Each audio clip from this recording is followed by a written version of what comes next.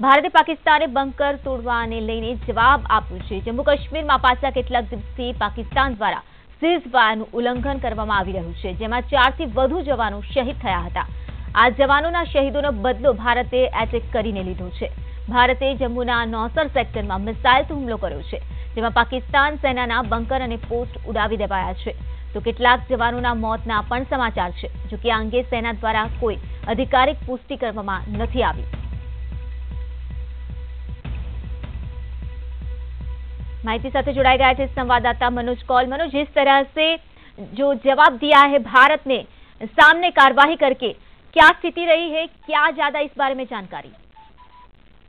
देखिए विधाता, ये जो कार्रवाई हुई है, ये जो वीडियो सोशल मीडिया पर वायरल हुआ है, ये राजौरी सेक्टर के कलसिया सब सेक्टर का है, जहां पर साफ दिख रहा है स्क्रीन पे कि किस तरह से भारतीय जो सेना है उन्होंने पाकिस्तान के एक बंकर को निशाना बनाया है। हालांकि अभी तक औपचारिक तौर पर इसकी पुष्टि नहीं हो पाई है, लेकिन जिस तरह से ये वीडियो सामने आया है उससे ऐसा लगता है कि ये भारत का विरोध है।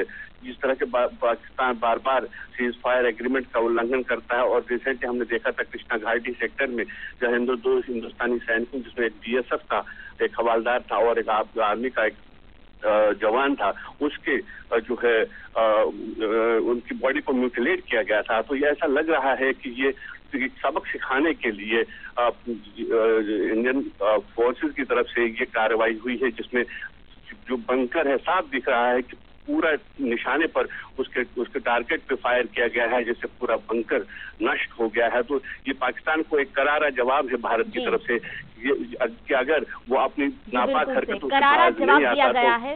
मनोज, धन्यवाद जानकारी के लिए। तो सबक શીખવાડવા માટે ભારત દ્વારા કાર્યવાહી કરવામાં આવી છે, જો કે આની કોઈ અધિકારિક પુષ્ટિ નથી થઈ શકી।